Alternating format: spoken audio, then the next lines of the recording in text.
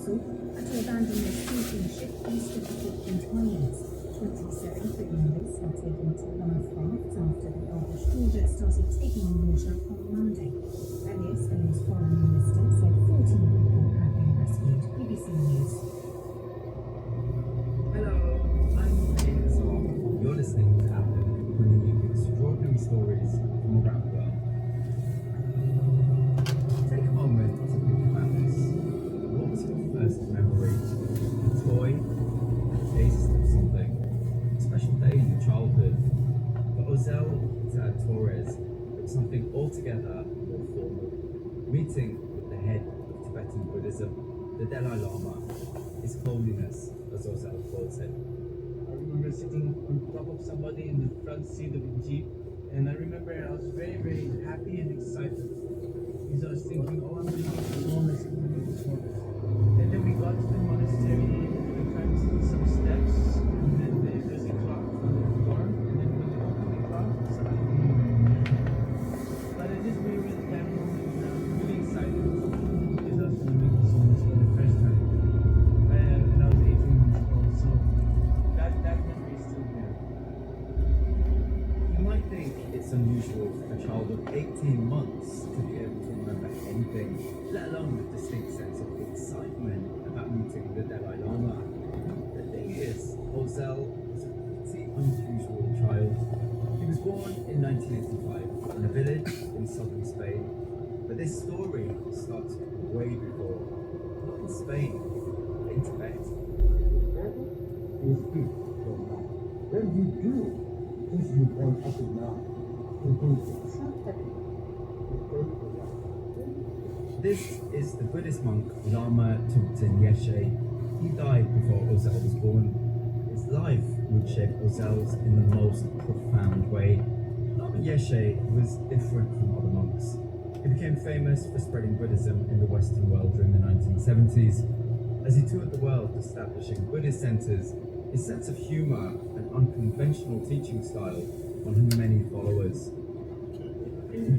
Wherever you are being born, in what situation, where is your car? Yes. That's something that change. Yeah, that's right. Yes. That you can.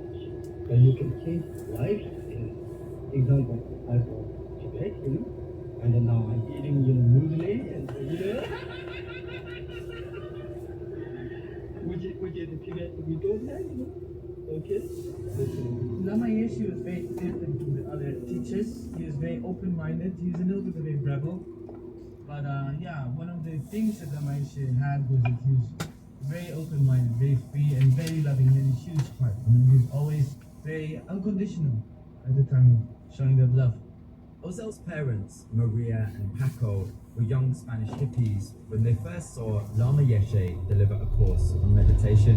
Lama Yeshe and his main disciple Lama Soba, in the 70s they traveled. The first place they went to in Spain was Ibiza, and that's where my parents met them. And in those visits, my parents were so inspired by Lama Yeshe, they decided to move to the south of Spain and start a retreat center in the mountains in the Algarve.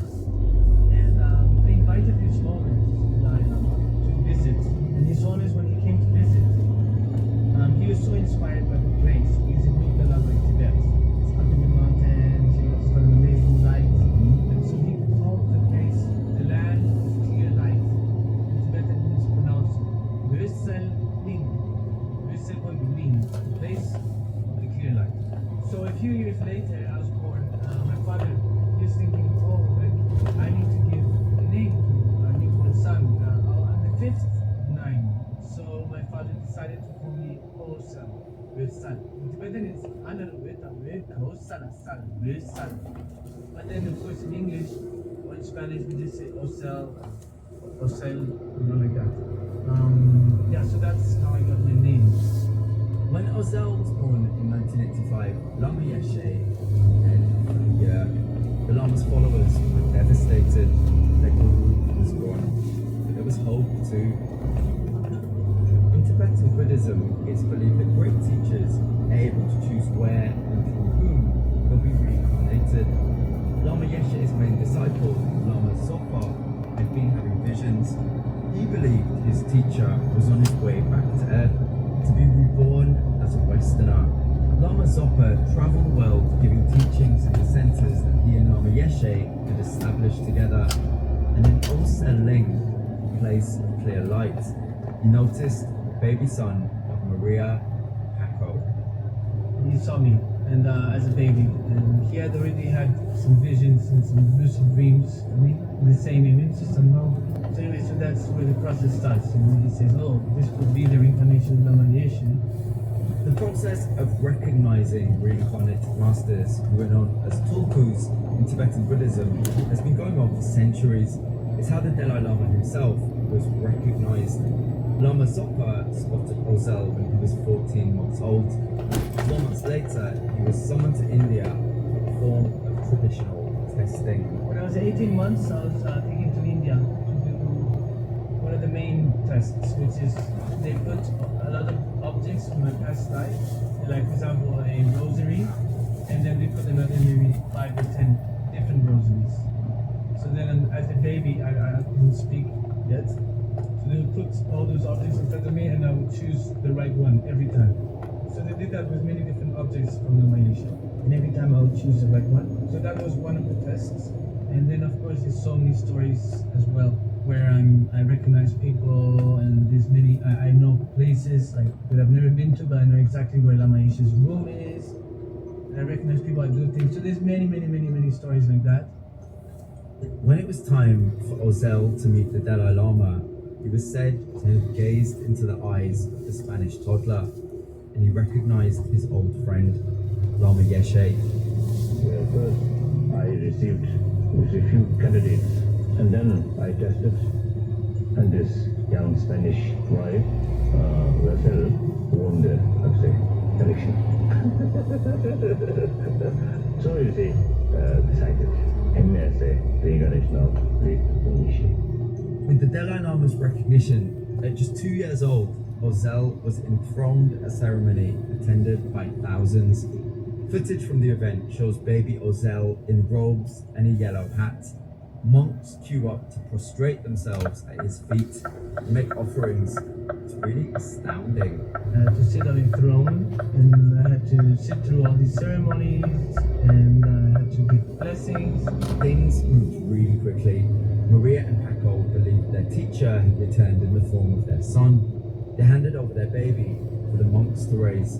He wasn't a regular kid anymore. Now he was Lama Ozel. He toured Buddhist centers around the world where disciples of Lama Yeshe gathered around the young Ozel for a glimpse of their old teacher's wisdom.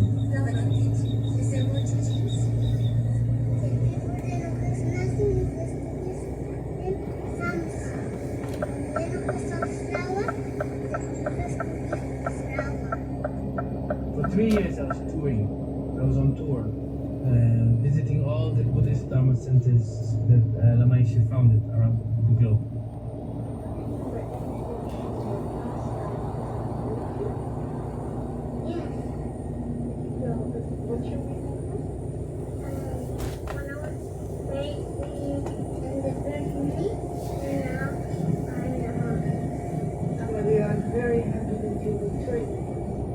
Just in case you missed that, Ozel says he remembers being very sick and being burned or cremated before becoming Lama Ozel.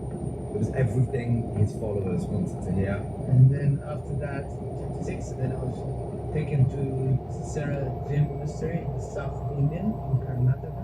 So that's where my studies became much more official and more intense. So I was studying maybe 6-7 hours a day already when I was 6 years old. The whole period sounds entirely extraordinary. We've got to remember as well, you weren't with your parents for the majority of this period. In those early years, what was that like? Well, I mean, there's not much stability for me. The people who take care of me were changing constantly. So there was nobody really who actually stayed most of my childhood. There's only one person who was my teacher. And he was, when I was 6, that's when I met him. And since I was 6, I knew him until he passed away recently. Because, I mean, I don't really have an emotional connection with my family or my parents. I kind of see myself as important. So with my teacher, I had a very, very strong an emotional connection with him because I would see him every day for class. And he was like my parents. He was the one who really raised me. And he was the only stable person during all my childhood. It's so interesting to me that you just use the word orphan. You see yourself as an orphan. In those early years, what was your contact with your parents like? Did you visit them? Did they visit you? Very little, very little. They had my mother and my father had already 6 children after I was recognized. And then my mother had another 2 children with another husband. So, they were very busy. They were not rich. So my father was working a lot. And so me being taken to the monastery, actually for my parents was a good thing because for them, not only were they giving me an amazing opportunity, but they were also, not having to take care of one. They had one less to live. So, I don't know. I did feel in a way abandoned. So I felt abandoned and I felt not accepted for who I was. I had to be someone else in order to be accepted. So that was a big conflict for me. Ozil was expected to become a great teacher. From his earliest years, he was told that it was his destiny to help others. With that expectation came a heavy workload. Hours of study every day left little time for socializing or play. The BBC documentary from 1998 followed Ozil through his intense schedule.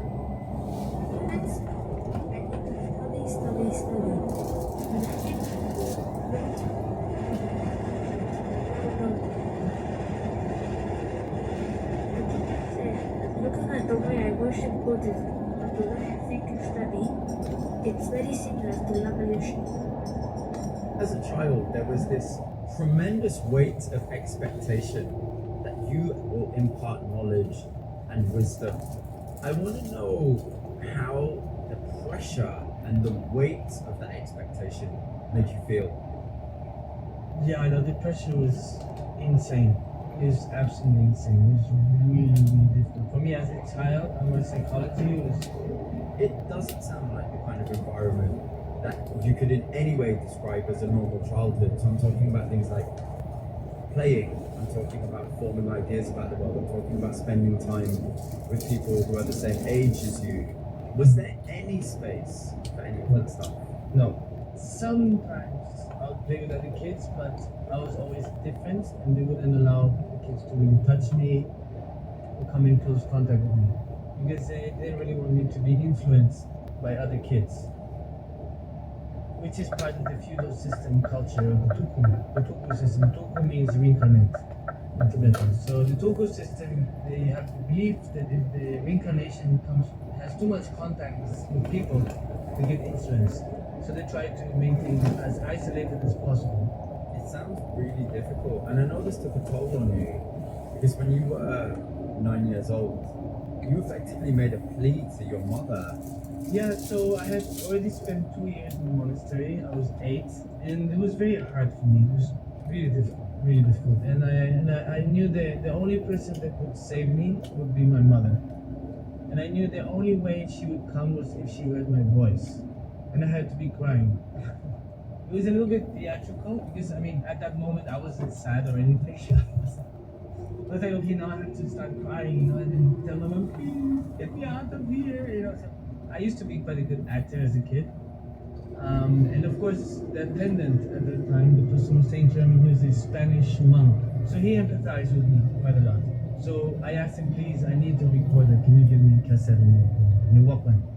Because it's illegal, the monastery. You're not allowed to have Walkmans. It would be seen as too worldly, I guess. No, music is a distraction. No, zero distractions.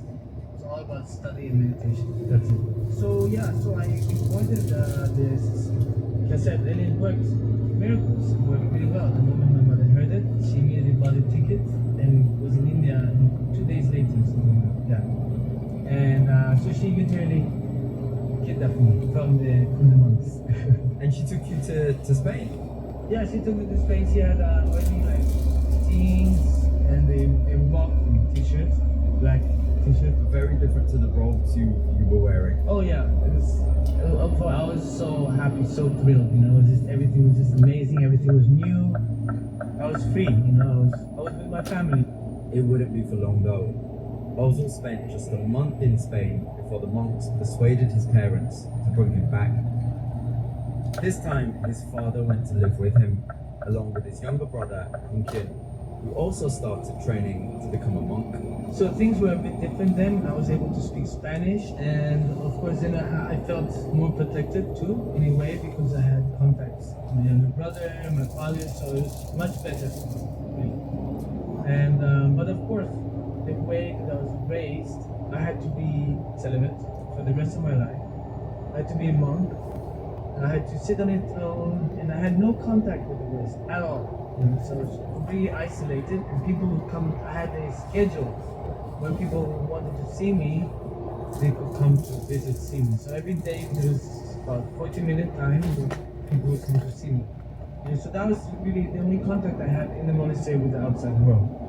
And at that time, of course, some people would come and they'd bring contraband, which is illegal stuff that you can't bring in, basically using CDs.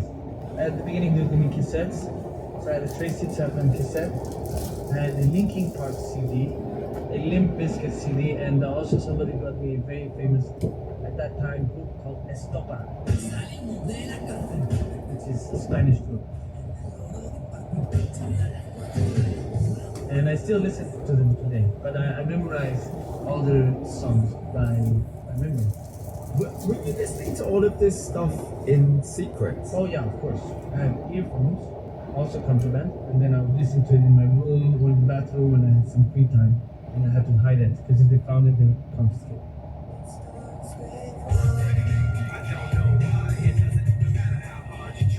How did that music make you feel?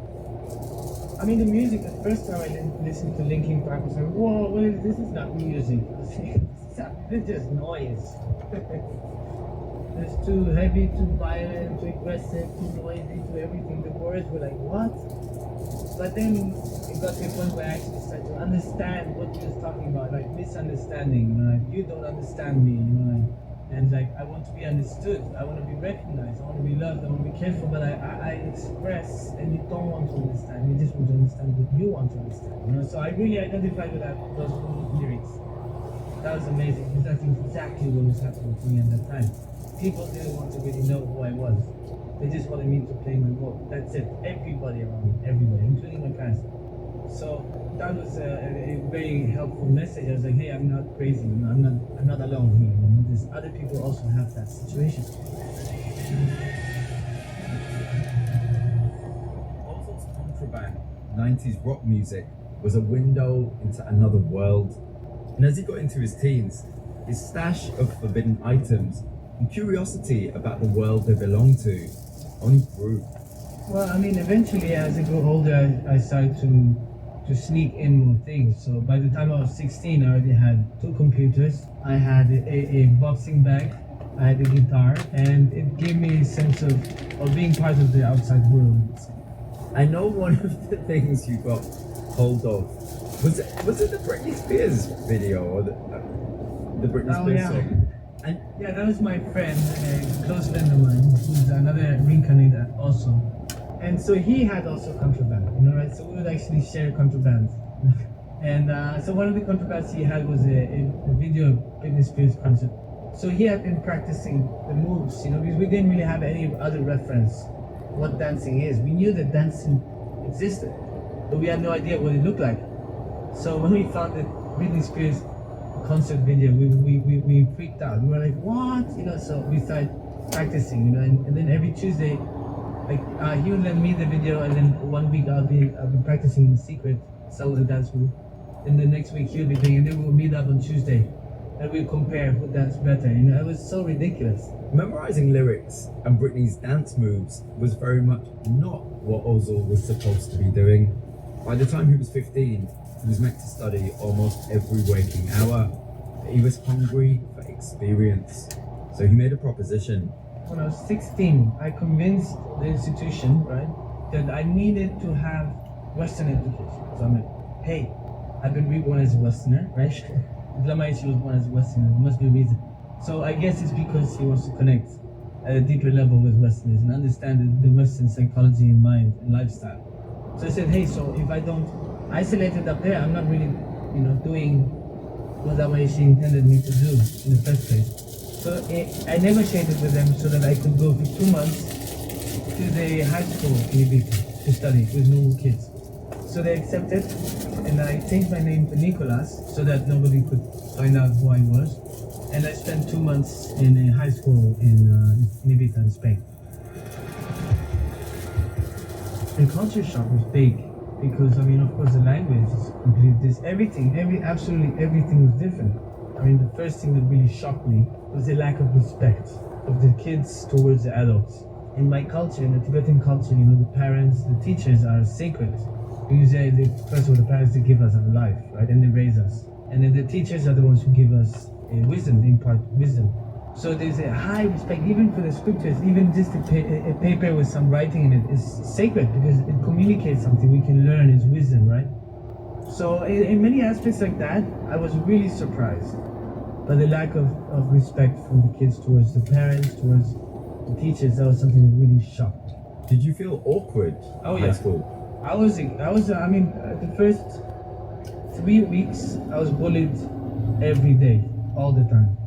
But I was so happy because I was like, hey, they're laughing, thanks to me, I was just so joyful to have the human connection. It's like, hey, I exist. There's an exchange, and so they would always be teasing me and laughing at me, but they didn't really understand that they were laughing at me. I thought they were laughing with me because I would laugh too, and then they would laugh even more because I would be laughing at the things that they said, or did.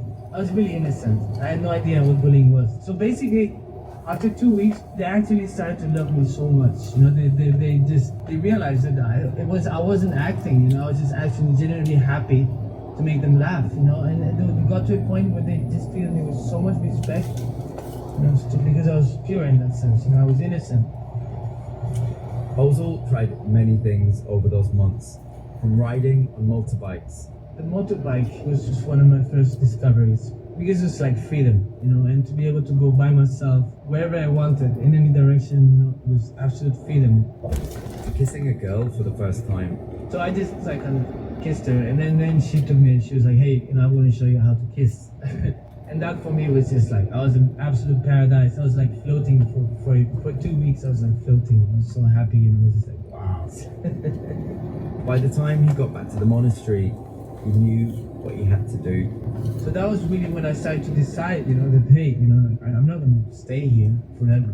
Even though it's very beneficial in the future, I'm going to use this time now to learn as much as I can. But once I turn 18, nobody can stop me because I'm already over age. Right? 18 that's it. I'm independent.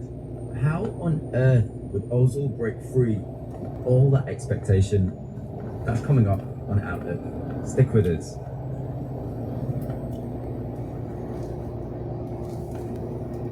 This is the BBC World Service, where historian Celia Donnert is telling the story of the Romani Holocaust. What started as persecution in 1933 became a genocide across Europe by the end of the Second World War. But what happened is much less known than the Jewish Holocaust. I hear how survivors, activists, and historians have been fighting to tell their stories. With the Nazi takeover, Roma were declared to be of alien blood, and that then allows for physical annihilation. People are identified, robbed, and eventually murdered in very large numbers. Up to 500,000 people lost their lives. The Romani Holocaust, an unfinished history. Today at 9 GMT.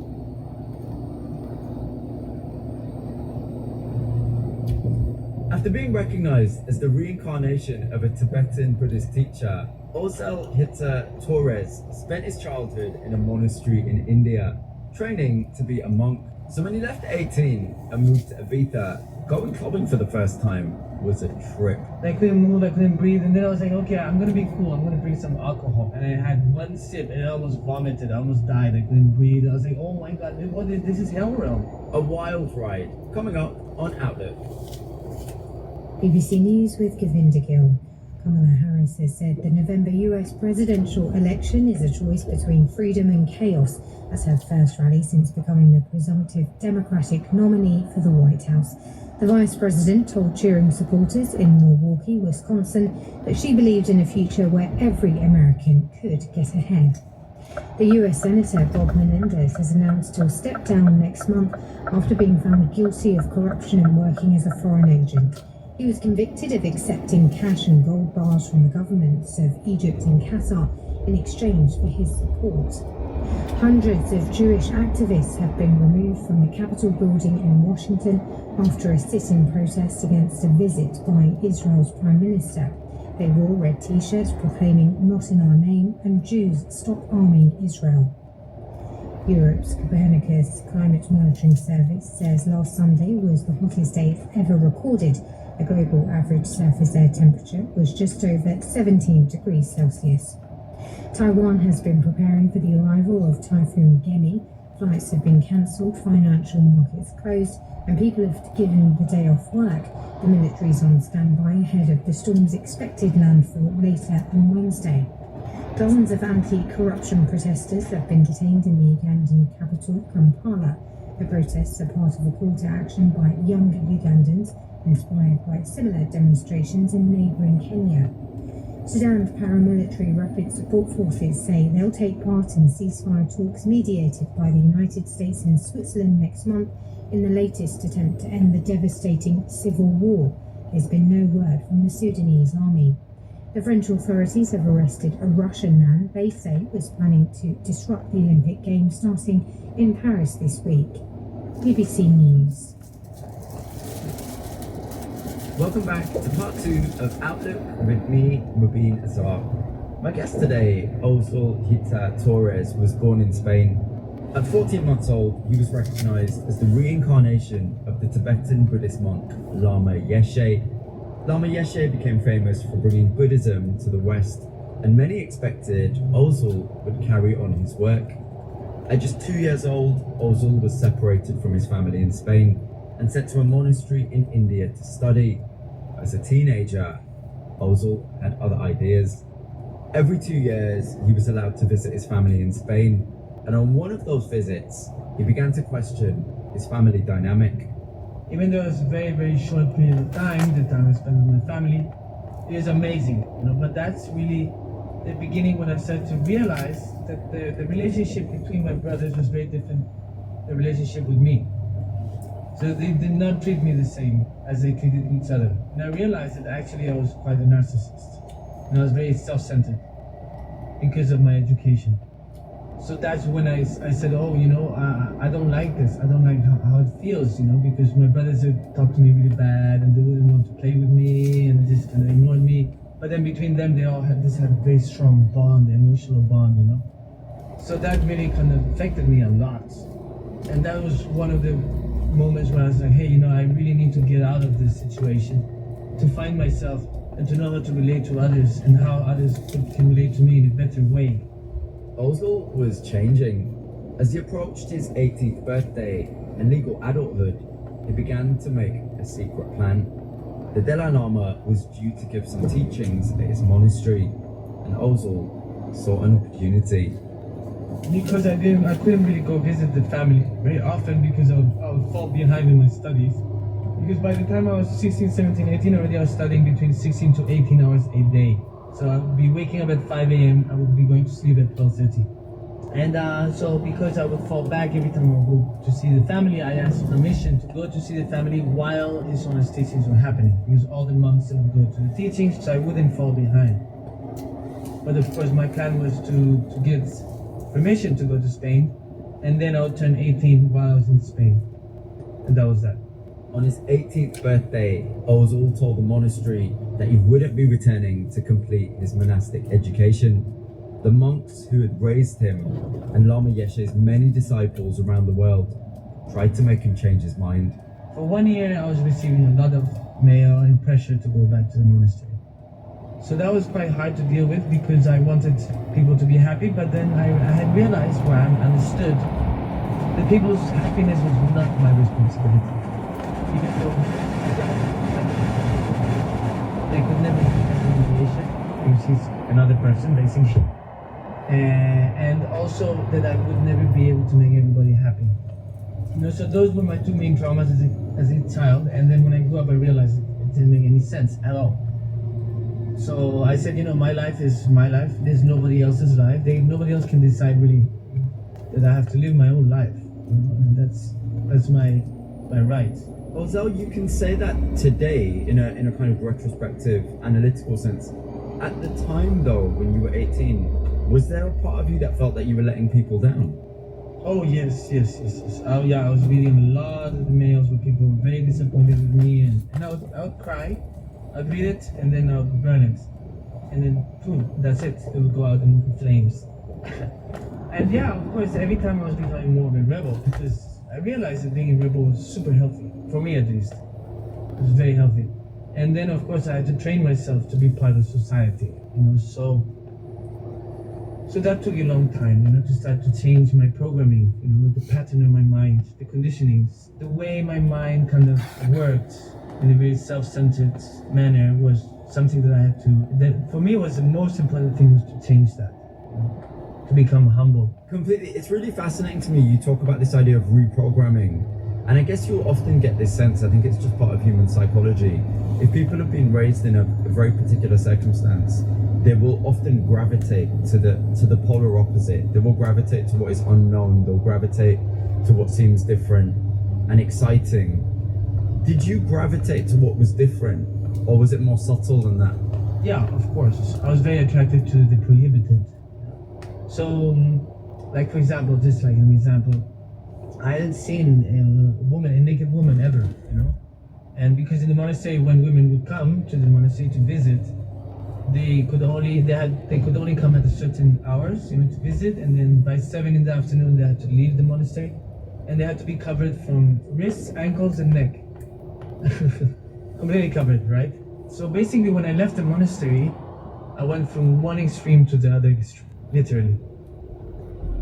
And so the first day, my mother, she thought it'd be funny, or no, I don't know, funny. It'd be interesting for me to take me to a nudist beach, which for me was very traumatic, by the way.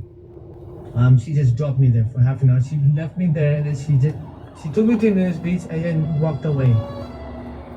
And I was so much in shock. I couldn't be naked. Obviously, I came from this culture that's very close-minded in that sense, you know. So I was like, I couldn't move for half an hour, and I didn't know where to look. So basically, I was just looking at the ground because I was so ashamed. I was like, oh my god, I can't look, you know. Oh. So when my mother came, I was really not happy. I was very disturbed. And then that night, she took me to a discotheque, to a club, to the youth disco of the Pacha in Ibiza.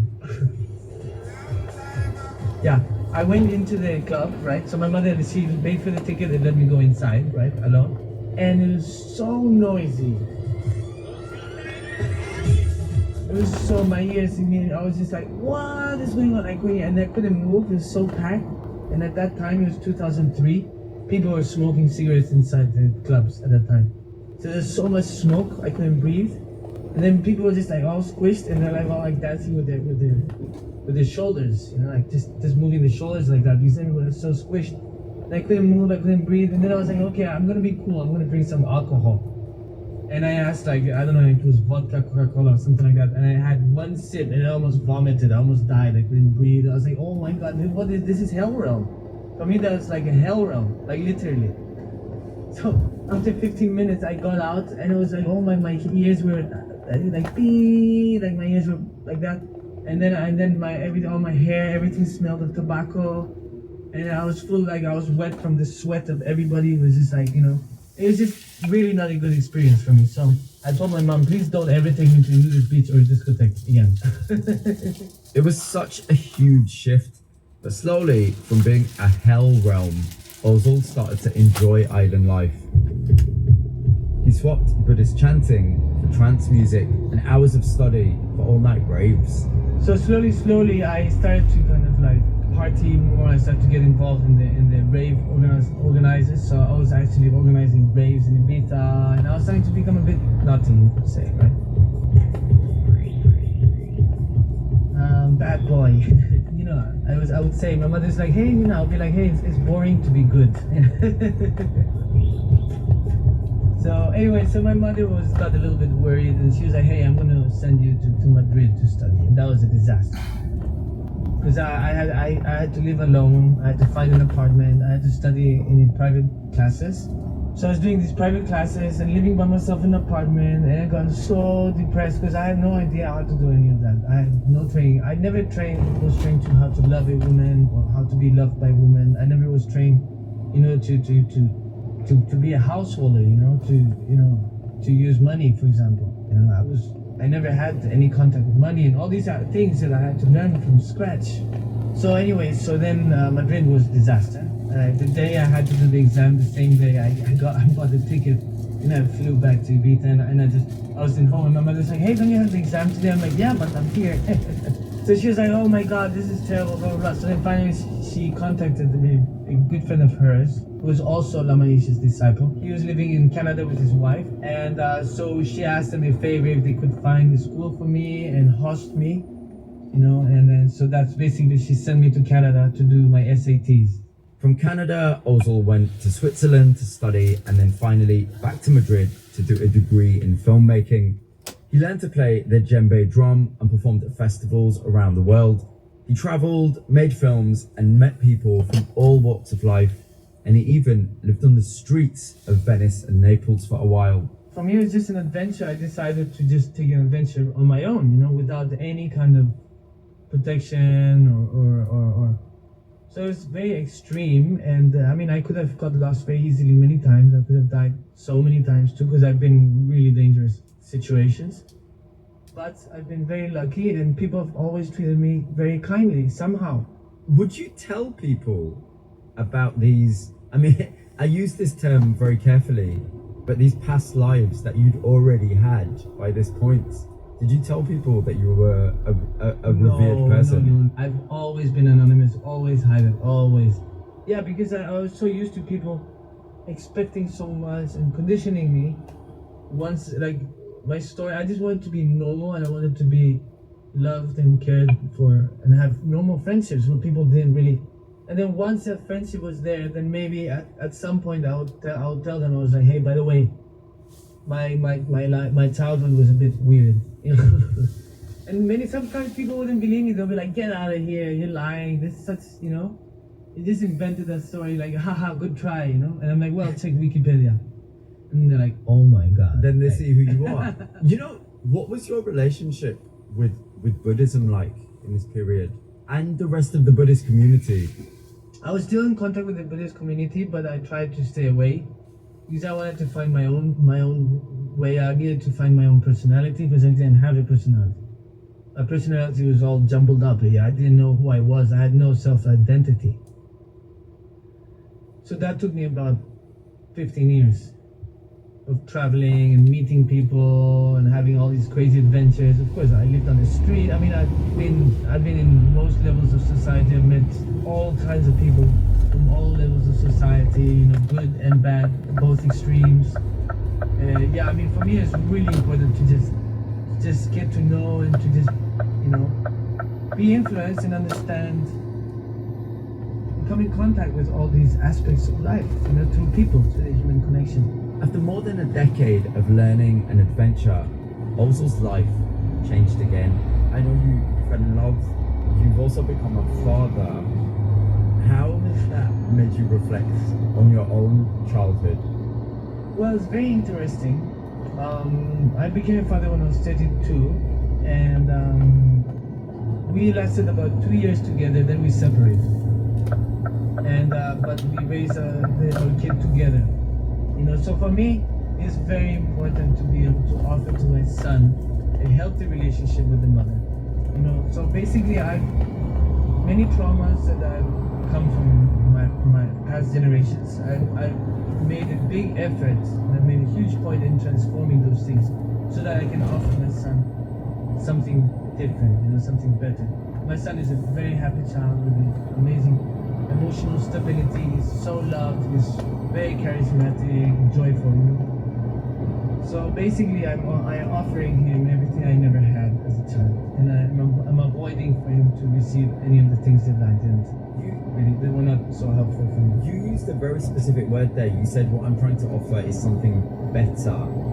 So I know, of course, we don't have the ability to be able to change our histories. We can change the perception of our histories, but we can't actually change what happened to us. Do you believe what happened to you was wrong? Would you ever use that word? I mean, there's many words that I could use, but I have to use the correct word. I mean, I wouldn't put my son through that process. No, never. Because it's not healthy for a child. For me, it's very important that children are protected. Because the children are innocent. And that's our job as adults, is to protect them. And I wasn't protected as a child. Even though I was innocent. So that's something that I wouldn't recommend. Actually, on the contrary, the new reincarnations, I always push that they live their reincarnation with the family at least until they're 7. So at least they have that concept of family, emotional stability, a little bit, minimum. So yeah, I am trying to influence, the institution to change a little bit the Tobu system. But it's such a cultural thing that they're having a hard time to banish that custom. They're still recognizing reincarnations today. Ozol may have needed to leave the monastery to discover who he was, but over the past decade, he's found his way back to the Buddhist community left behind at 18. Today, he dedicates his time to environmentalism. He founded an organization dedicated to tree planting. It's called the Global Tree Initiative. And he also tours, giving talks about Buddhism and hosting retreats, sharing his unique perspective on marrying Eastern philosophy with the Western way of life. Like the rebellious and unconventional Lama Yeshe, whose legacy he carries, he's now become a teacher himself, but in his own rebellious and unconventional way. I know you have re-established yourself in many ways. In terms of the organization of Lama Yeshe, many people come to see you talk, many people want to hear your perspective. Where you are today and with what you know, do you believe yourself to be the reincarnation of Lama Yeshe? So it's very interesting you ask this question, because I made the point of not being influenced by Lama Yeshe. So I didn't read any of his books, I didn't look at any of his videos, because I did not want to be influenced by Lama Yeshe. And then eventually when I started looking, I got really kind of shocked. The moment I read one page of his biography, and I freaked out because I identified so much, So and I do believe that there is a mind stream, a continuity of the mind stream of Lama Yeshe. Through you? Yeah, I do believe that. Now, I mean, I was quite unbelieving for a long time, for many decades, but then I really analyzed it, I studied it, I recognized many things, I spoke to many people, so I came to the conclusion that yes, I do believe that there is some kind of mind continuum in me from Lama Yeshe. My heartfelt thanks to Ozol Hita Torres. What an amazing story. This is Outlook. And right now, we want to turn the spotlight onto you and get to know some of our listeners better. We want to understand who you are, where you're from, and how you listen to the show. Is it part of your daily routine? And what does Outlook mean to you? There are no wrong or right answers. We just want some of your personality, and we want to understand who you are. Just send a voice note via WhatsApp to +44 330 678 2707. You may even find yourself on air, and all those details are on our website. Just look for BBC Outlook. For now though, we're out of time. I'm Ruby Kazar, and Outlook is back tomorrow.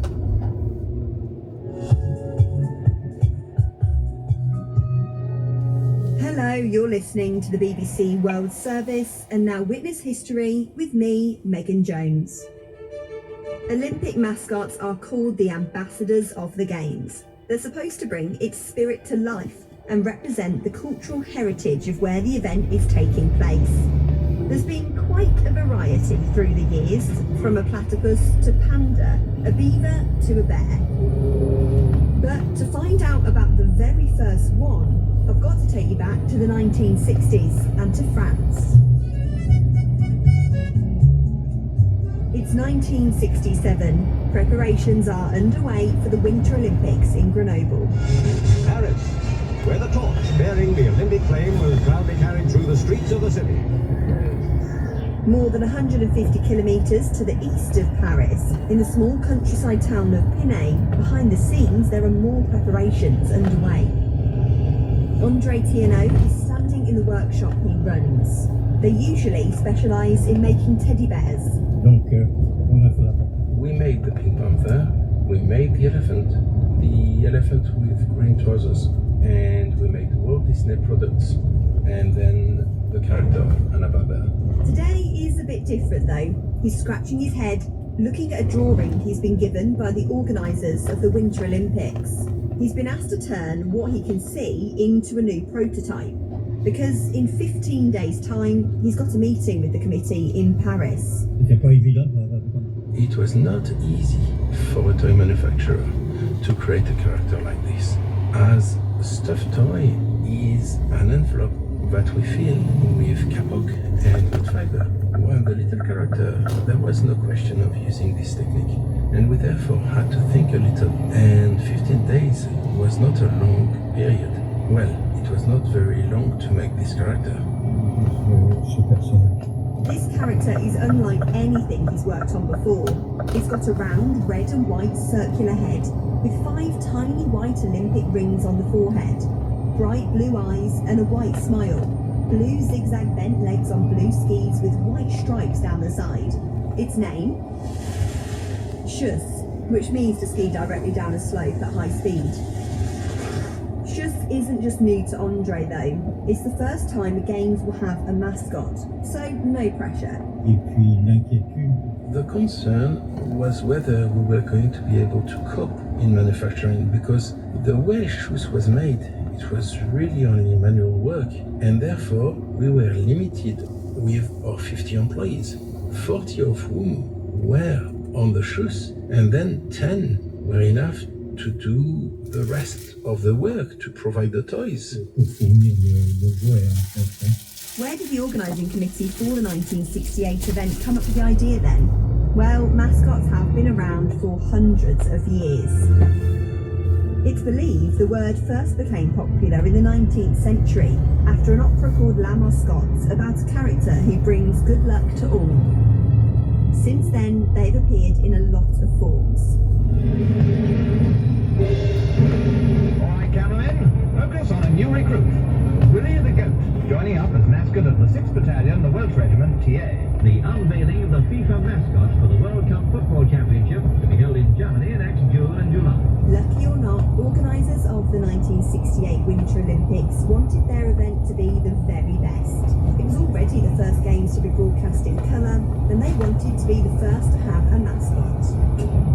So, with the event taking place in the Dauphiné region of the French Alps, they had an idea and put out an advert.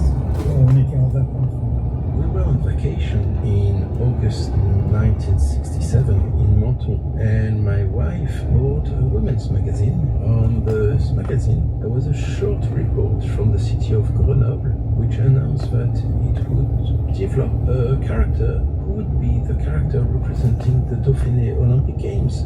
And we knew that it was the Dauphiné. The character was supposed to be a dolphin. Despite the magazine advert, the dolphin never surfaced. Instead, Schuss, the cartoon skier, took the lead. Although it was designed in a bit of a hurry, the person who drew it, Aileen Lafargue, was given just 24 hours to present it to the organising committee. Once the design was approved, there was just the little problem of turning it into 3D objects in time for the games. The organisers wanted Schuss to be made into thousands of keyrings, magnets, watches, scarves. You get the idea. With the games just months away, the pressure for Andre to turn Schuss into a stuffed toy was growing.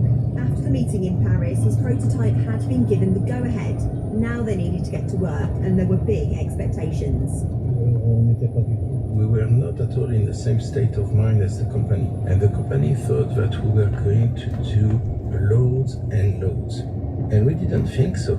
At the time, stuffed toys, characters, were not released in large numbers. We planned to cap it at 10,000 units. The partner we had in front of us said that if we could manage to do more, he would invite us at Maxim's, the famous restaurant.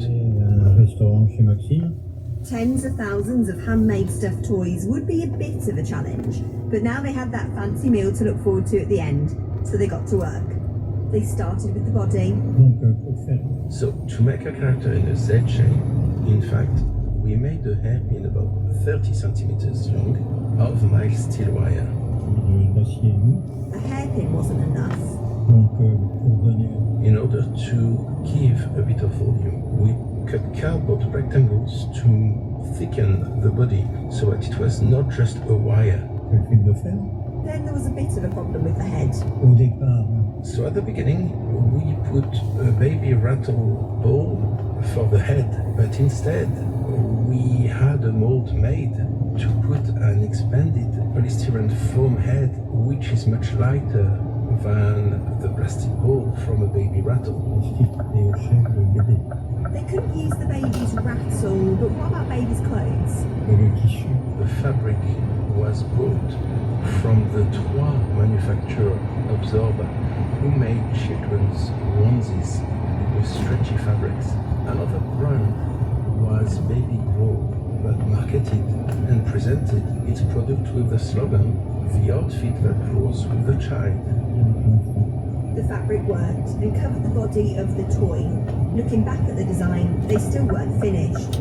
There were the 5 small Olympic circles to add to the head. Andre looked around the factory, saw some small tubes lying around, and decided to improvise. He cut it up, used a bit of glue, made circles out of felt, and then stuck them to the head.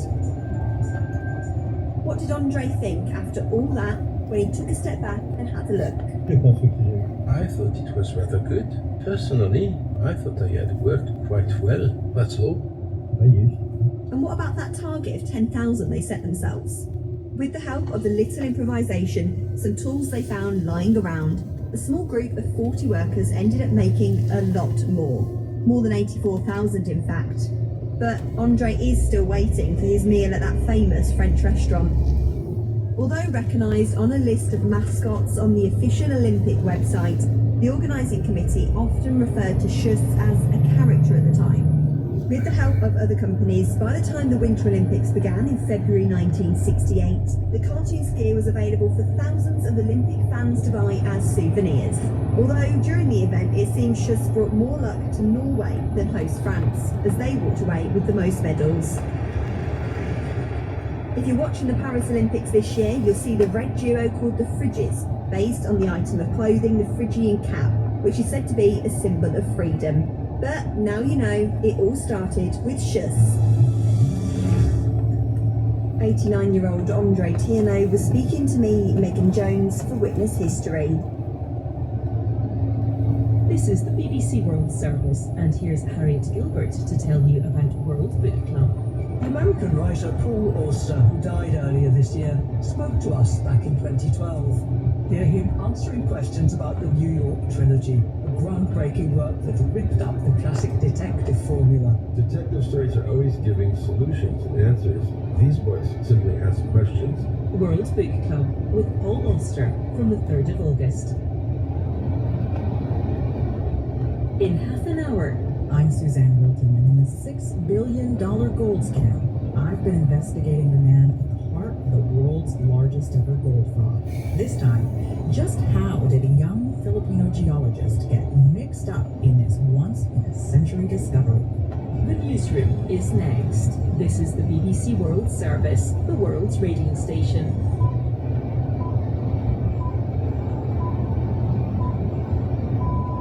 At 3 o'clock GMT, welcome to the newsroom from the BBC World Service. I'm Paul Moss. Kamala Harris has vowed to defeat Donald Trump, claiming he wants to take the US backwards. We'll hear the latest from Washington and about the HIV drug, which could save millions of lives If only people could afford it. In Britain, violence against women has been branded a national emergency. There's some similarities between radicalisation that's occurring around misogyny and terrorism. Also in this edition, a report from Gaza where more Palestinians have been forced from their homes. An Israeli talks about her daughter still held hostage by Hamas. And we say goodbye to the blues legend John Mayall, who's died at the age of 90. Plus, Kamala Harris is brat. No, apparently that's not an insult, but a wholesale endorsement. You can hear why after this bulletin of world news. Hello, I'm Govinda Gill with the BBC News. Kamala Harris has said the November US presidential election is a choice between freedom and chaos. That's her first rally since becoming the presumptive Democratic nominee for the White House. The Vice President told cheering supporters in Milwaukee, Wisconsin, that she believed in a future where every American could get ahead. She vowed to bring the fight to Donald Trump, saying she would proudly put her record against his. From Washington, here's David Lewis. This was a punchy, enthusiastic and uplifting speech by a candidate who has moved swiftly to galvanise the support of her party and inject fresh hope into what had been a faltering Democratic presidential campaign.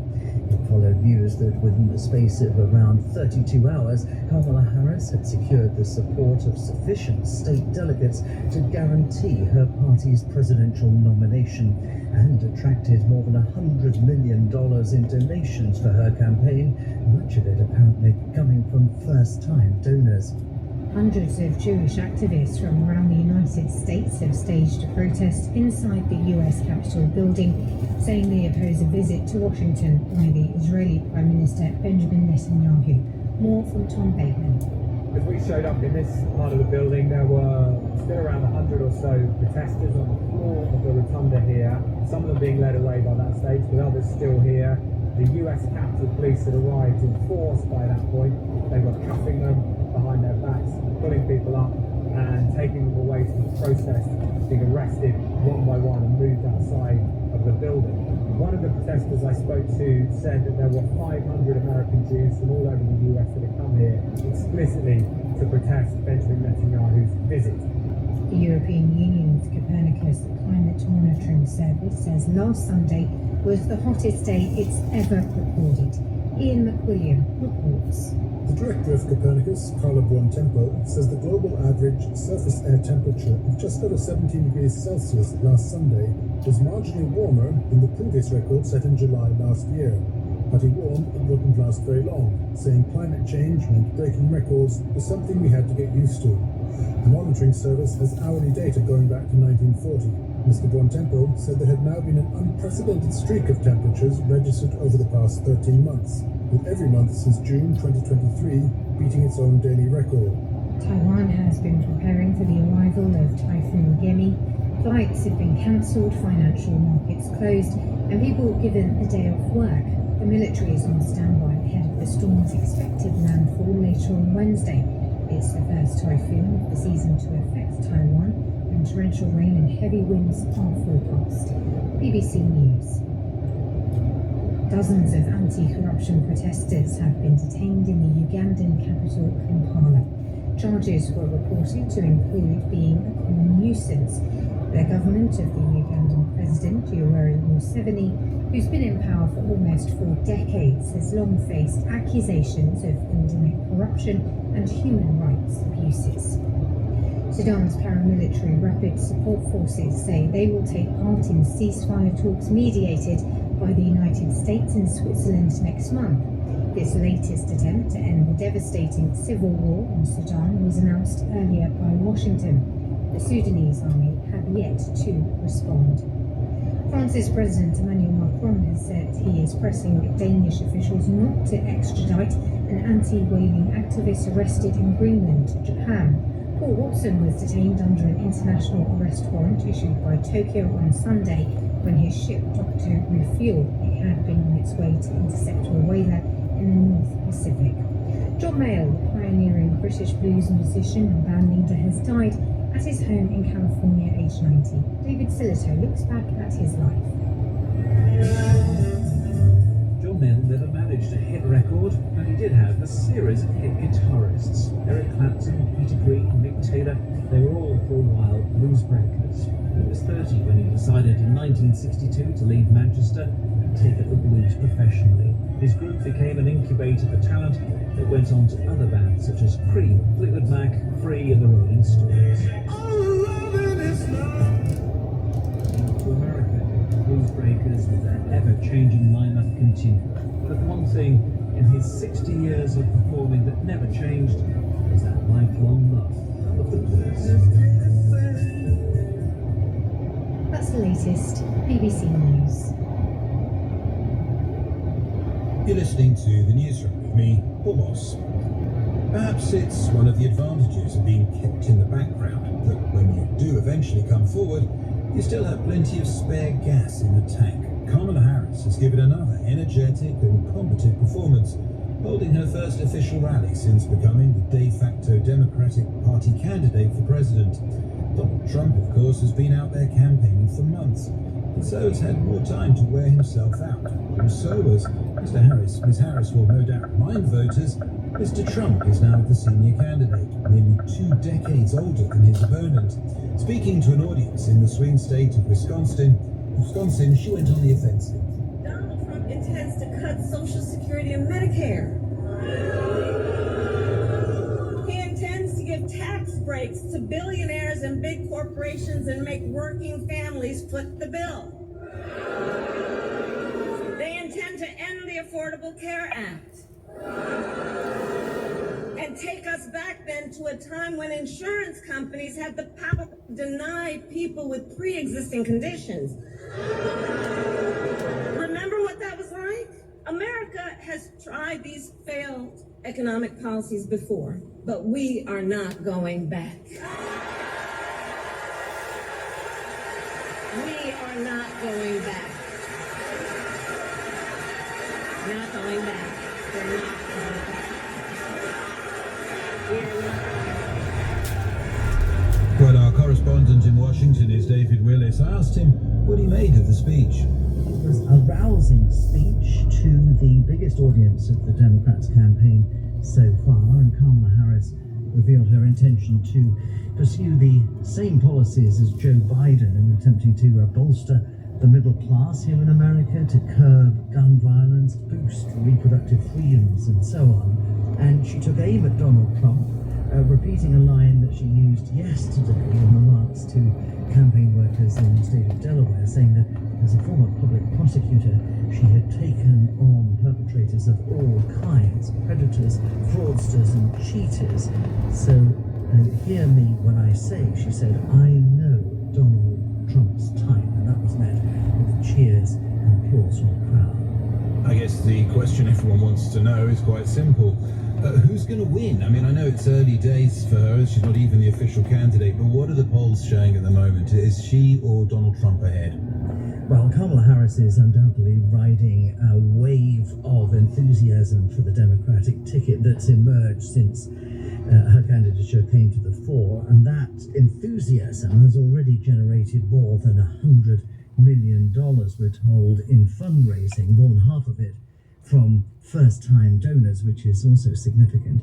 And today she received the endorsement of 2 other key members of the Democratic Party, the Senate Majority Leader Chuck Schumer and the House Minority Leader Hakeem Jeffries. Now, the latest poll from Reuters suggests that Kamala Harris is just a couple of points ahead of Donald Trump in the polls. That poll conducted after Joe Biden stepped out of the race, but I'd caution about reading too much into that poll because these are very early days. Of course, there's more than 3 months to go before the country goes to the polls. David Willis. Where are we supposed to go? That continues to be the question asked by Palestinians in Gaza. They're regularly told by Israel they have to leave their homes and travel to safe zones. But those safe zones have themselves frequently come under attack by the Israeli military. Since Monday, 150,000 Palestinians have fled the southern town of Khan Yunis after receiving an evacuation order, according to the United Nations agency there. But the UN says the designated humanitarian zone Al-Mawazi has been reduced Israel says it's being used by Hamas fighters. Fergal Keane reports. So many escaping in such a small place, chased by the war in the heat and fear of 24 hours in Khan Yunis. Ayman al-Khawaji is running with a child, not for a doctor, but to a mortuary. Who can accept that their son will be like that, he asks. Whose fault is it that their family is blown up?